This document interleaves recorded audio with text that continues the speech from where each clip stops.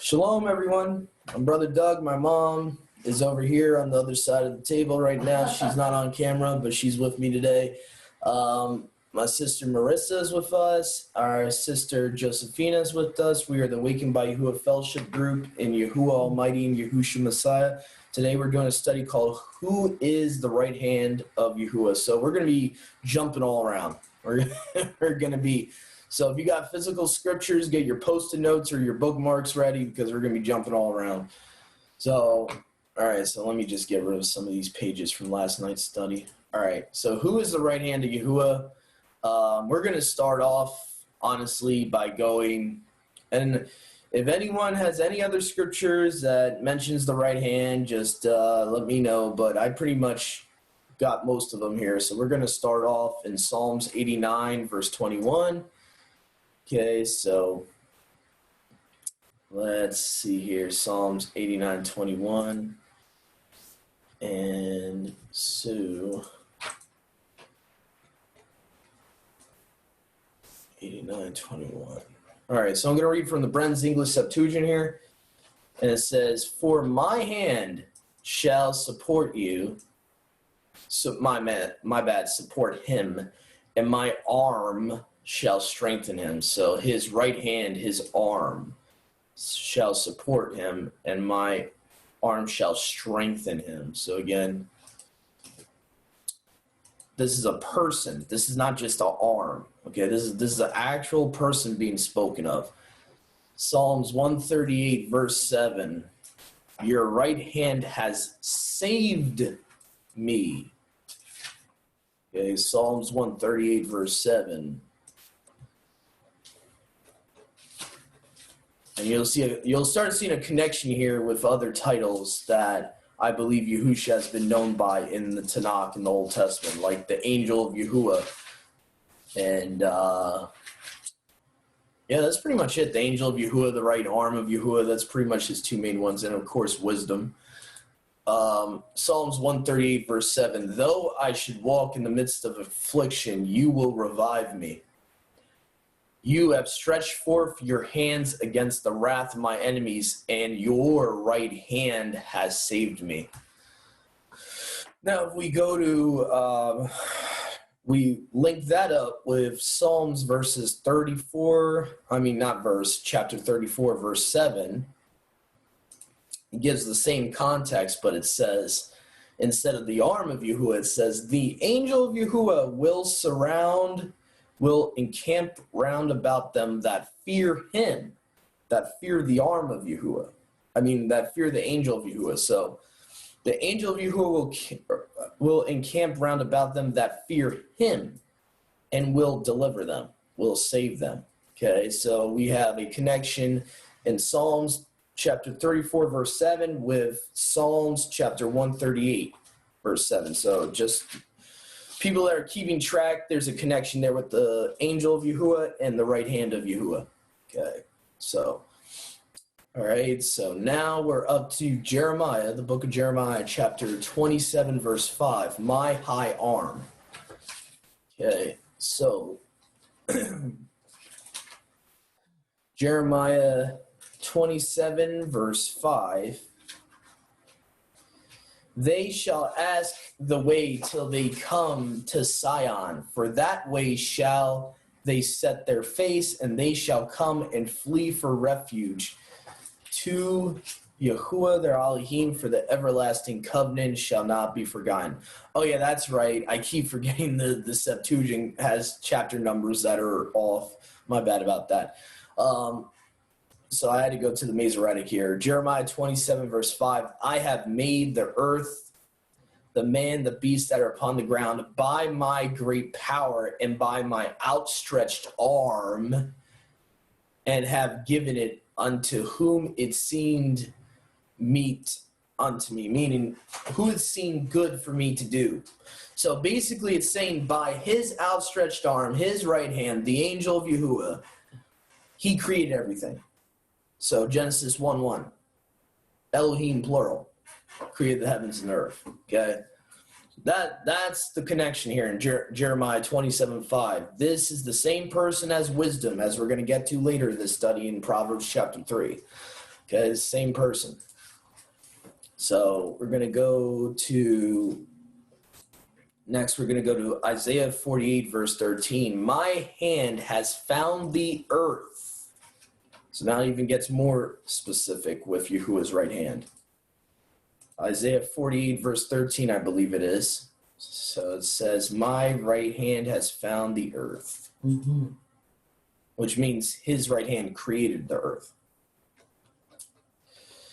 Okay. My hand also has laid the foundation of the earth, and my right hand has spanned the heavens. When I call unto them, they stand up together. So again, you have the right hand of Yahuah has, wow, I really like the Septuagint because it's actually referring to the firmament here. It says, my hand also has founded the earth, my right hand has fixed the sky. So it's talking about the first heaven, the sky, the firmament. So I will call them, they shall stand together. So again, we have someone who is, you could say, somewhat separate from the Father that fixed the sky, that created the firmament, that founded the earth. Okay, so you have someone who is with the Father from the beginning that created the earth. Okay, but we know that Yahuah says, by myself have I stretched out the heavens. So again, so this is interesting. Isaiah 49 verse 22 says, my hand. Again, it's referencing to his hand. So now we're going to go to Isaiah 49:22. Thus says Yahuah, even Yahuah, behold, I lift up my hand to the nations, and I will lift up my signal to the islands. And they shall bring your sons in their bosom, and shall bear your daughters on their shoulders. Okay. So again, this is talking about the regathering of his children. His hand is causing people to bring back his children to his land. Okay. Isaiah 51 verse 16. Isaiah 51 verse 16. My hand with which I fixed the sky or the firmament. Okay. So Isaiah 51:16.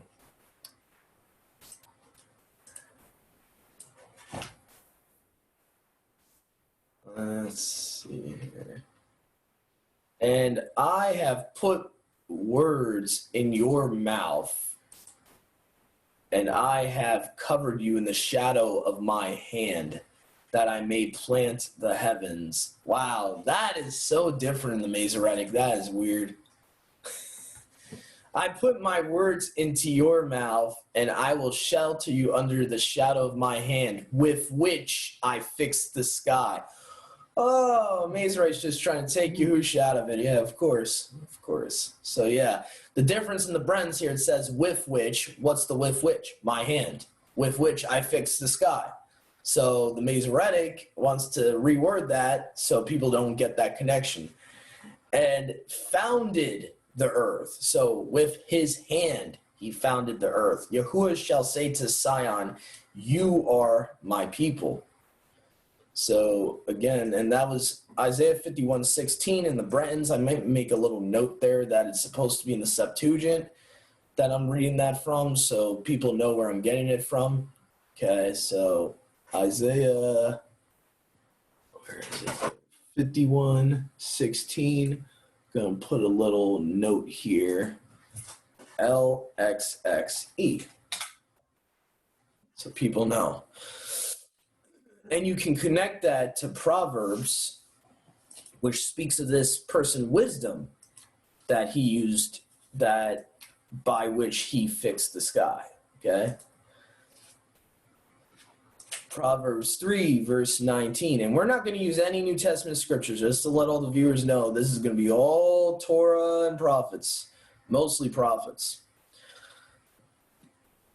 It says, Okay. Yahuah, by wisdom, just like the Targum of Genesis 1:1 says, in wisdom, I created the heavens and the earth. Okay. Yahuah, by wisdom, has founded the earth. By understanding has he established the heavens. And this is not just talking about knowledge and prudence. I know there might be some out there that are skeptical that are going to say, wisdom's not a person. Read Proverbs chapter 8. Wisdom's a person. It's not just knowledge, okay? It's the actual person.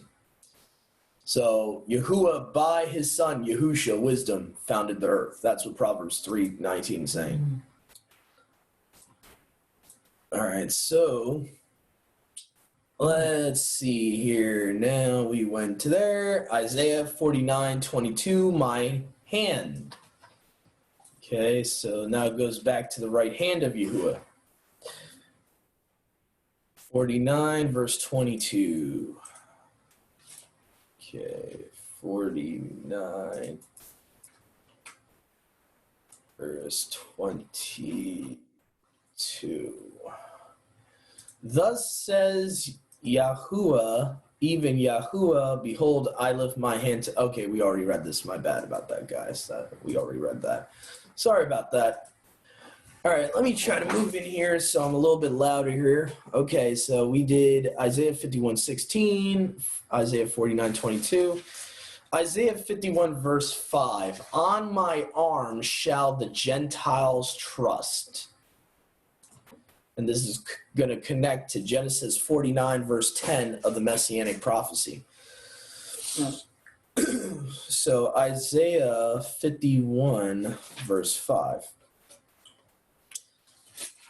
Okay, my righteousness speedily draws near, and my salvation shall go forth as light. Remember, Yahusha says he's the light of the world. And on my arm shall the Gentiles trust. Remember, John 3:16, all those that believe in him or trust in him would be saved. Okay? And the islands shall wait for me, and on my arm shall they trust. Again, if you didn't get it the first time, he reiterates it for you there. On my arm they shall trust. So now we're going to go to Genesis 49:10, where it says, and here in the Brenz, a ruler shall not fail from Yehudah, nor a prince from his loins, until there come the things stored up for him, and he is the expectation of nations. So, and if you want to go into the Greek here to see nations, because I know some people are just going to say, oh, that's just generic nations. Okay, the Thayer's lexicon has G1484, ethnos, all ethnicities. And specifically, you could even say ethnicities that are not natural-born Israelites. So it actually says here in one of the definitions in the Old Testament, foreign nations not worshiping the true Elohim, pagans, Gentiles. So Genesis 49:10 perfectly links up with Isaiah 51:5, showing that this person that comes from Judah, this promised Messiah, is the right hand of the Father. It's the same person. Actually, through verse 12, you read, it all talks about it. Yeah. Well, yeah, we're kind of just getting straight to the point. We're kind of limited on time today. I would go through the whole rest of the chapter, but we're kind of limited on time. We still got to go all the way through the second half of this study. So, yeah. We got Isaiah 42, verse 5 in the Septuagint. In his name shall the Gentiles trust. And my bad about that, guys. I didn't realize I did have something from the New Testament here. Majorly just to show that it links perfectly up with the New Testament. I only have one reference here from the New Testament. So just everyone keep yourselves muted, because I'm trying to read off stuff, and any background noise is not going to be good on the recording. So that's the only reason I have people muted right now. Thus says, Isaiah 42, verse 5 in the Septuagint. Thus says Yahuah Elohim, who made the heaven and established it, who settled the earth and things in it, and gives breath to the people on it and spirit to them that tread upon it. Okay, that is weird. Okay. Oh, my bad. I think it was supposed to be verse 6 here. I, Yahuah Elohim, have given you... Man, my voice today.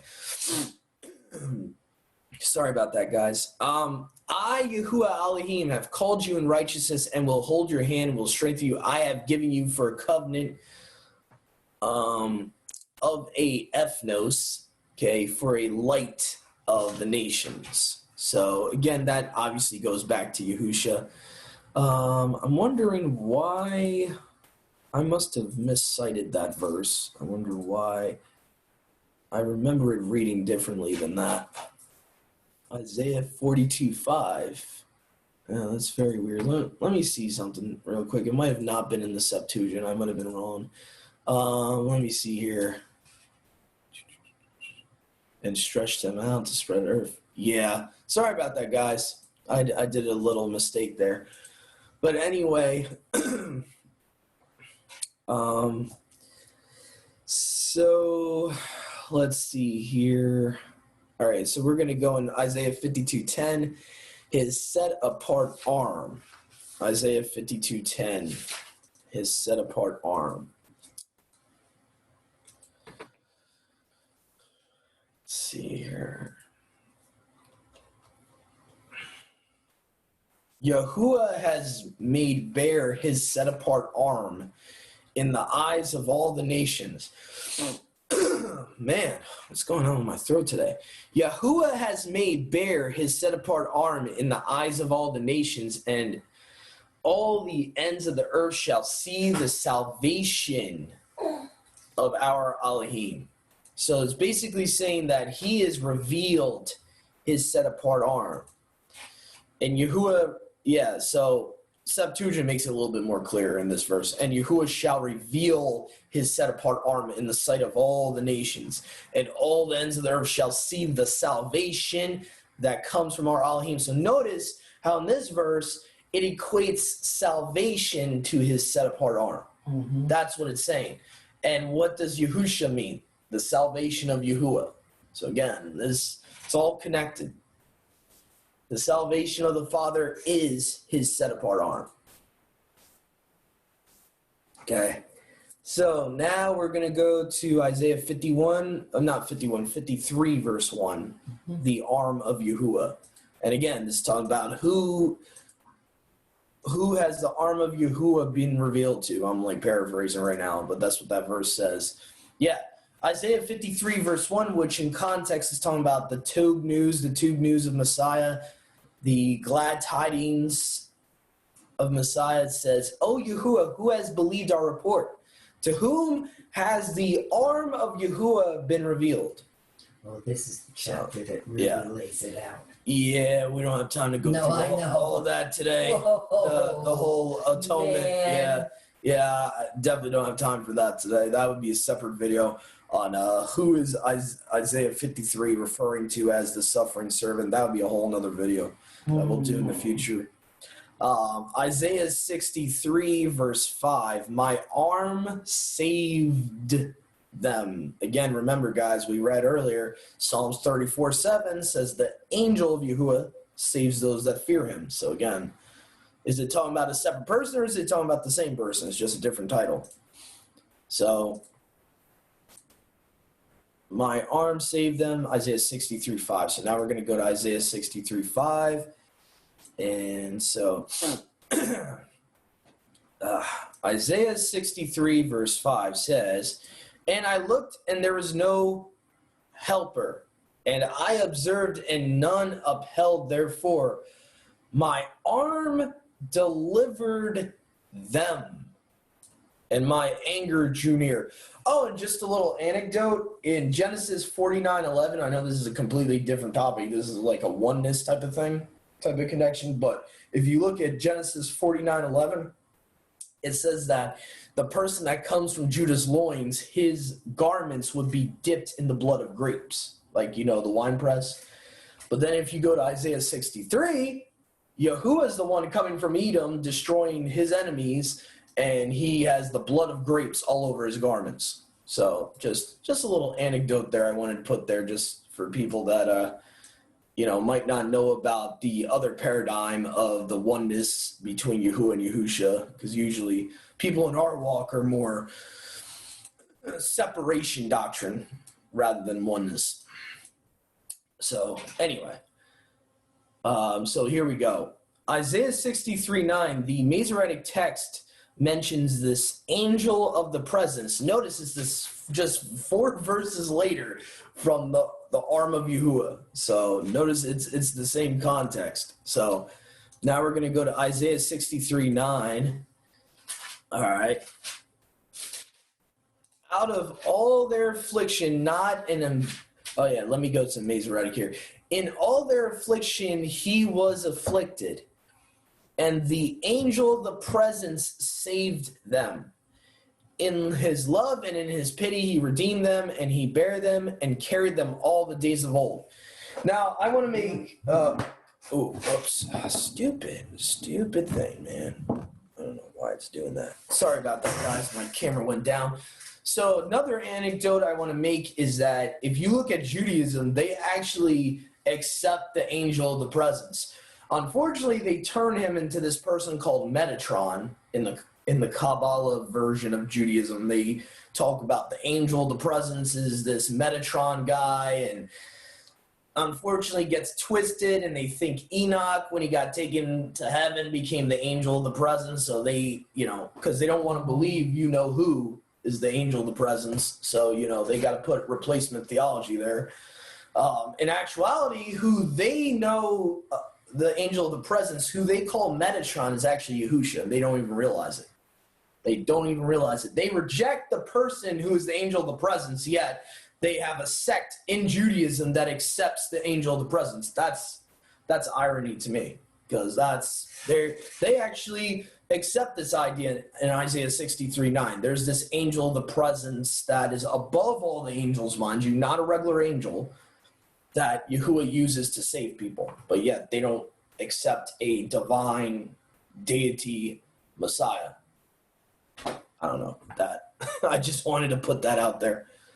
So, anyway, so I just wanted to put that out there. Maybe anyone that is Jewish might be watching, and just to show you there is a connection. Who the angel of the presence really is the one that you've been raised to reject, basically.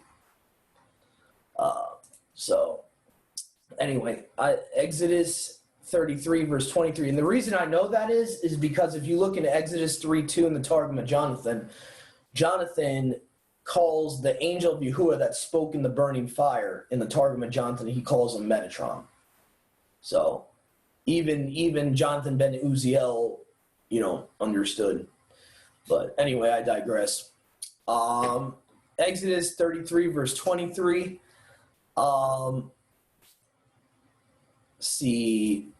Exodus 33 verse 23 says,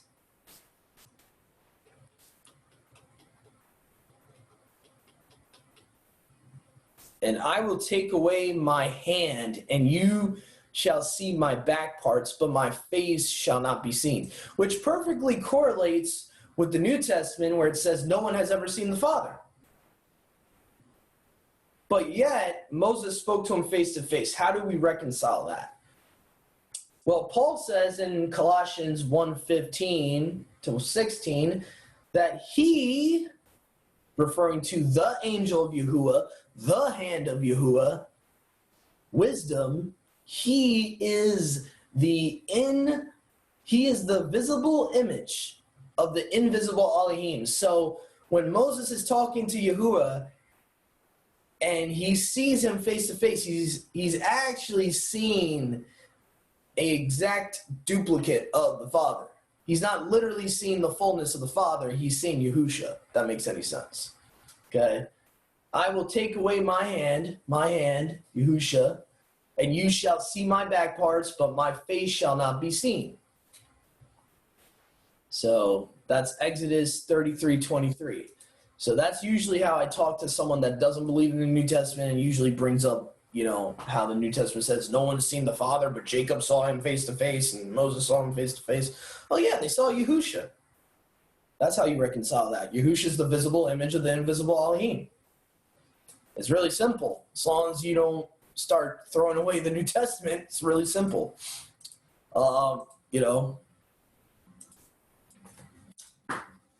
So anyway, I do have an apocryphal book here, but I think I'll get to that last, is the Book of Wisdom, which you can find in like Catholic Bibles, King James 1611, standard apocrypha. It's not even a pseudepigrapha book.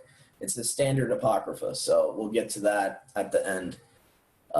So let's see here. Ezekiel 1:3 is the last canonical one I have here. And it talks about the hand of Yahuah was upon Ezekiel. So with this understanding, to me, it's Yahuah shed a lot of light on prophetic books. And every time you see the hand of Yahuah was upon me, that's a person. That's a person. It's not like if I talk about my hand, that's just my hand. No, it's the actual person when it talks about the hand of Yahuah. So it says in Ezekiel chapter 1, verse 3, and the word of Yahuah, who's the word of Yahuah, came to Ezekiel the priest, the son of Buzi, in the land of the Chaldeans by the river of Kobar. And the hand of Yahuah was upon me. Remember how in Revelations it says Yahusha is the spirit of prophecy? Okay, the hand of Yahuah was upon me, and all of a sudden Ezekiel starts prophesying. Yeah, that's not a coincidence. Okay, so Yahusha, according to Revelations, according to the Apostle John, he is the spirit of prophecy. Okay, so now we're going to go to the Book of Wisdom, chapter 5, verse 16. And if you don't have Apocrypha, you probably won't be able to read from it. So what I'm going to do for you guys is I'm going to go to, there's tons of websites you can go to get free Apocryphas. There's, trying to remember, KJV with Apocrypha. It's only one verse I'm going to read from, and then that's pretty much the end of our study. But I just want to put this on the shared screen so people can actually find something. Oh,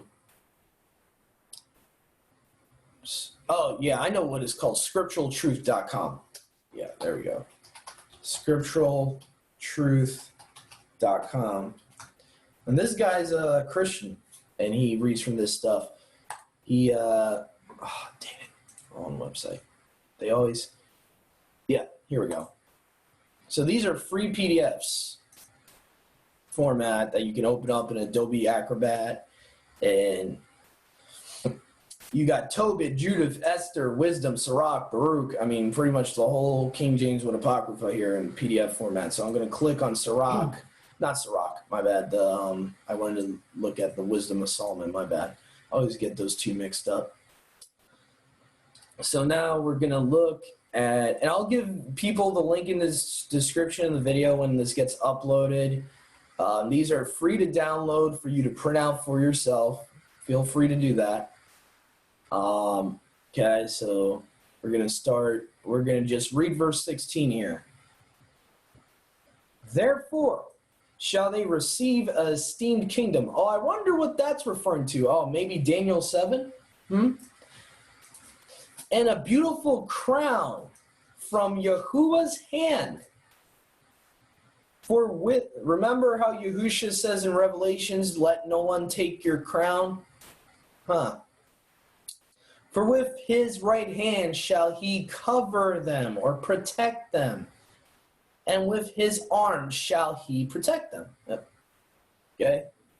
So this is why I'm very big on the Apocrypha. It brings together the Tanakh and the Brit Hadashah in one verse. And, so people that, might be closed-minded, think, oh, it's not inspired. All I'm going to say is read it for yourself. Test it for yourself. Because even King Jimmy thought these books to be inspired. That's why he kept it in his Bible. Even the Geneva, 1587, had these books in there. So Just think about that for a second. Can we keep reinterpreting the Bible and do we have the authority to decide what's in there and keep reinterpreting stuff and saying, oh, that sounds off? Well, maybe our interpretation is off. Maybe our understanding is off. And these books actually give you better understanding, actually help you bring together the first half of the book with the last quarter of the book. Just something to think about. Okay, so obviously if we take the Wisdom of Solomon, chapter 5, verse 16 in context, this is talking about the hand of Yahuah, Yahusha, that he is going to give us a crown, which again in the New Testament reiterates. The Brit Hadashah reiterates that. So, and all these apocryphal books that are in the King James, they're all BC time period, just for anyone that wants to know. They're way before Yahusha ever came. So that should give you some credibility to its validity, to the fact that it's inspired, the fact that it would be talking about something way before the New Testament was ever even written. So anyway, thank you for joining us today. My prayer would be that this would help anyone that has not accepted Yahushua as their Messiah yet see that a lot of the criticism of the Brit Hadashah is unwarranted. And to be honest, it's Satan's deception. He doesn't want you accepting the free gift that's going to be given to you when he returns. That's why. That's why this movement's going around. I'm convinced. Is that Satan wants to try to cause as many people to actually revoke the free gift that would have been given to them. To actually say, no, I don't want that. And to trap people into a works-based salvation where they're Old Testament only. They think they can be saved by their own works of the law and not by Messiah's sacrifice, not by Yahushua's sacrifice. So thank you for joining us today. My prayer really is that this would be a witnessing tool to anyone, non-believers, people of different religious backgrounds that have came across this study. I pray today that this would be a help to you to reconcile that the scripture is his word. He only has one word, and that's the scriptures. So, and that would be my prayer today, is that you accept Yahushua as your personal savior. If you came across this video, if you want to reach out to us, I'll give out our contact information. And thank you for joining us. And Shabbat Shalom to all our brothers and sisters. Shalom.